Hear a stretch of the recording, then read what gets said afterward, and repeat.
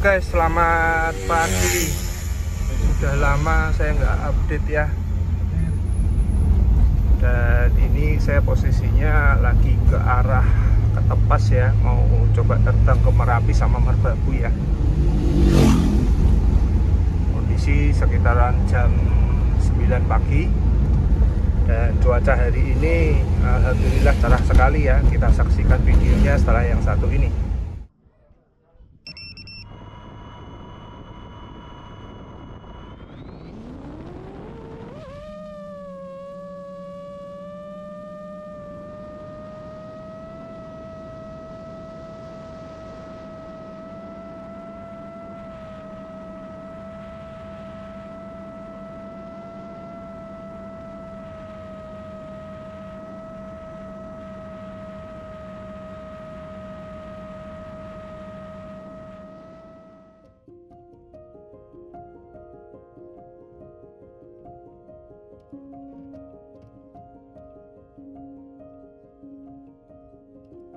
Halo teman-teman, jumpa lagi dengan saya Jeffrey Santoso.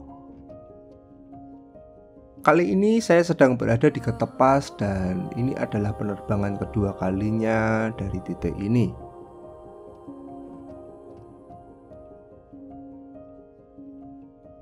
Penerbangan terdahulu saya lakukan sekitar September yang lalu dari titik yang sama. Dan karena kurang lebih 2 bulan saya tidak muncak gunung karena terkendala dengan cuaca, maka saya dan Om KBS Vlog putuskan untuk kembali terbang dari titik ini.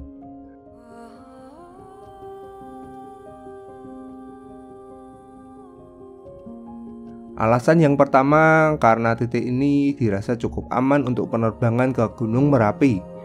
Mengingat pada tanggal 8 Desember 2023 telah terjadi awan panas guguran sebanyak 7 kali dengan jarak luncur terjauh sekitar 3.500 meter ke arah barat daya.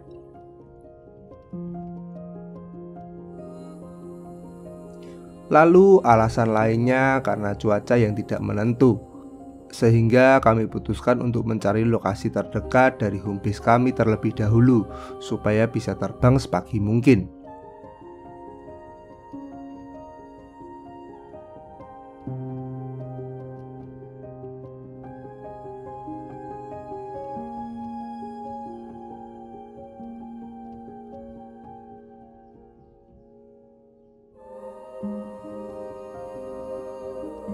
Penerbangan kali ini berjarak kurang lebih sekitar 8,5 km dari puncak Merapi. Dan kurang lebih akan memakan waktu sekitar 11-12 menit sampai dengan puncak Merapi. Jadi supaya kalian tidak bosan melihat perjalanan pulang perginya, video perjalanan akan saya speed up sampai dengan 1,5 kali ya guys.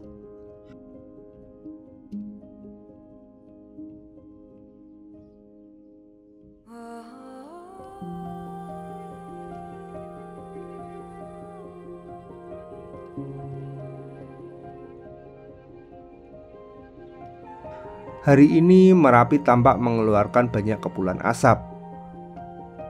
Menurut informasi dari petugas babatan, hal ini biasa terjadi ketika memasuki musim hujan. Sepertinya ini terjadi karena lava yang mengeras terkena banyak air hujan, sehingga menimbulkan awan panas guguran baru. Makanya di awal musim penghujan biasanya puncak Merapi akan mengeluarkan banyak kepulan asap.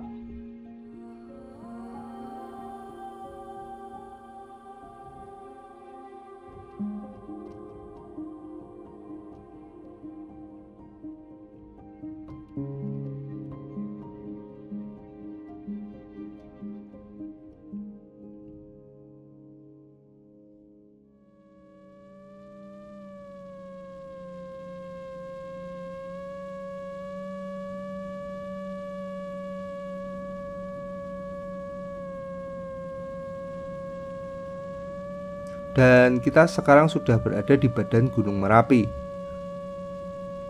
Pasir di badan gunung sebelah barat ini terlihat lebih putih dari sebelumnya ya teman-teman. Mungkin ini karena tertutup oleh debu vulkanik. mengingat awan panas kemarin mengarah ke barat daya. Cantik sekali tapi menyeramkan.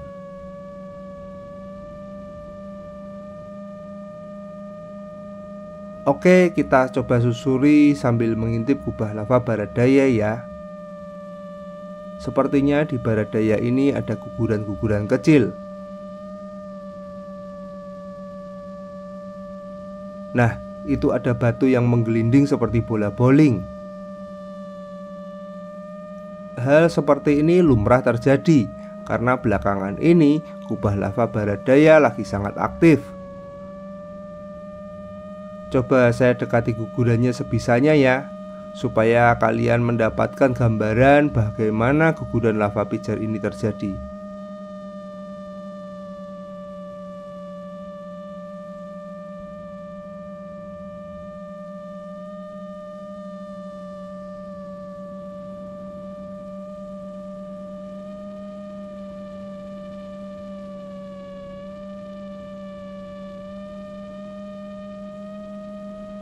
Jadi, guguran lava pijar ini terjadi karena batu-batu yang mengeras terlepas dari badan gunung.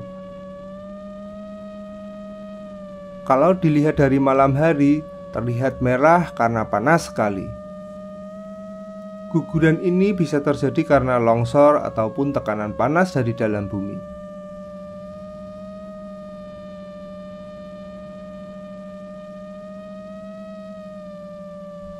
Saya akan coba melihat bentuk kubah lava barat daya dan kubah lava tengah.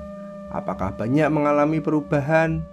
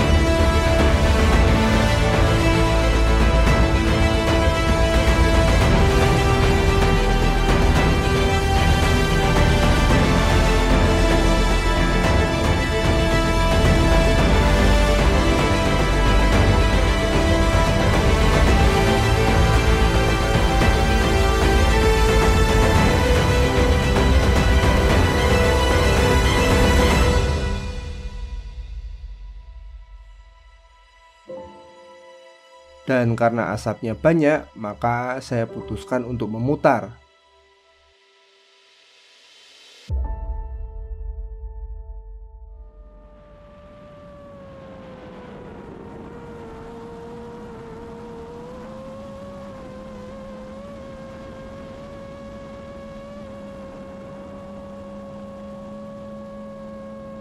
Kita melihat kembali kubah lava barat daya ya.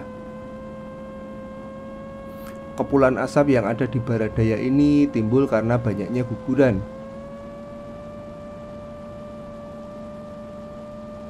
Asap yang dihasilkan dari guguran ini berisi debu vulkanik serta membawa hawa panas. Makanya saya tidak berani terlalu masuk ke asap tersebut. Partikel-partikel debunya bisa menyebabkan motor drone saya macet.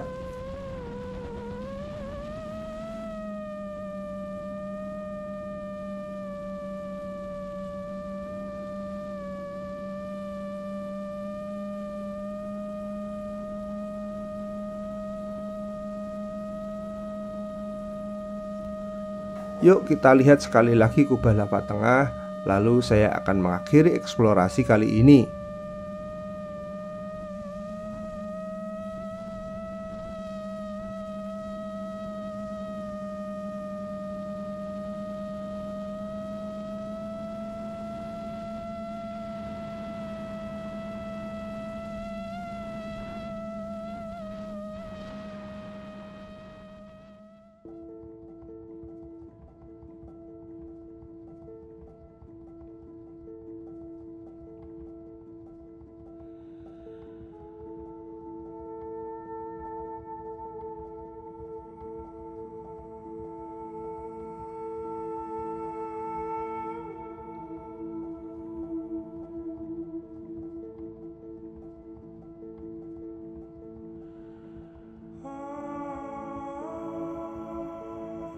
Sekedar informasi buat teman-teman yang mau berwisata ke Ketepas, lokasi ini bisa kalian cari di Google ya.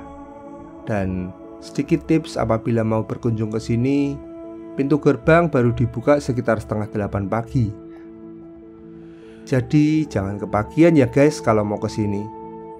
Karena ketika kami melewati tempat ini kembali, parkirannya sudah penuh sampai ke depan. Dari Ketepas ini ada gardu pandang yang cukup epik dengan pemandangan langsung ke Gunung Merapi dan Merbabu.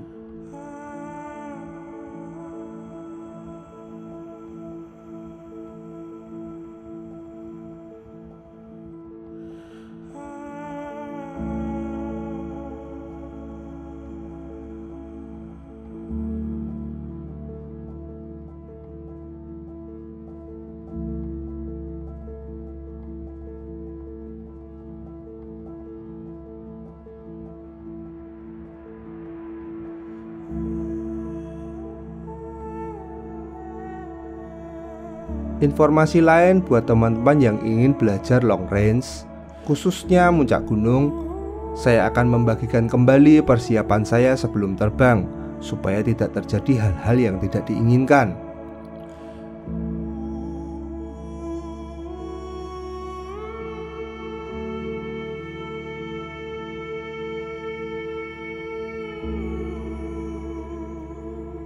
Jadi saya akan melakukan riset 1-2 hari sebelum saya terbang. Salah satunya dengan cara mengukur jarak, lalu halangan yang ada dengan menggunakan Google Earth. Setelah itu saya akan membuat rute penerbangan berdasarkan titik-titik yang bisa saya jangkau dan ingin saya eksplor.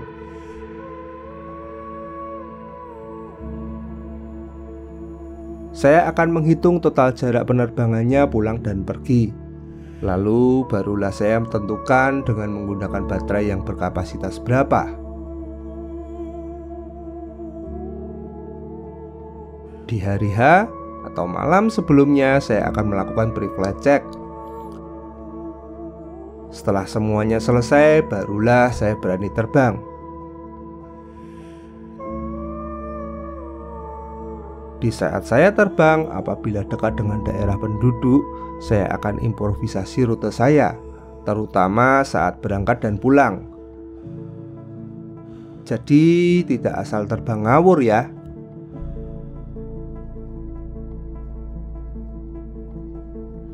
Semoga tips ini bermanfaat untuk menjaga keamanan dan kenyamanan kita, baik untuk kita sendiri ataupun untuk orang lain.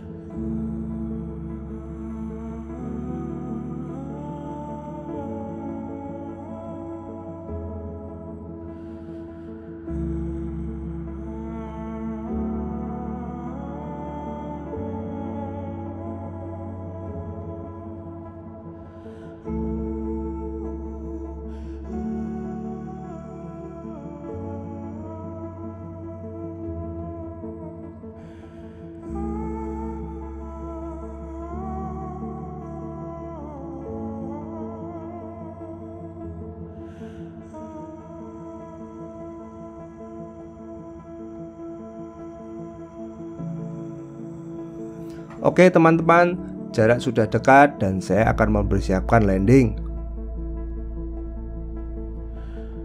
Terima kasih yang sudah menonton video ini dari awal sampai dengan akhir tanpa di skip. Jangan lupa klik like dan share video ini supaya bermanfaat ke lebih banyak orang lagi.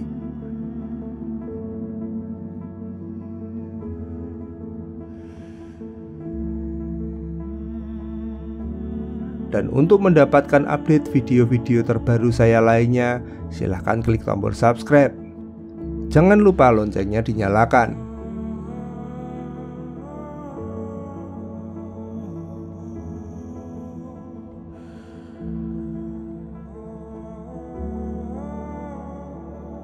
Akhir kata, saya Jeffrey Santoso pamit dan salam sejahtera buat kita semua.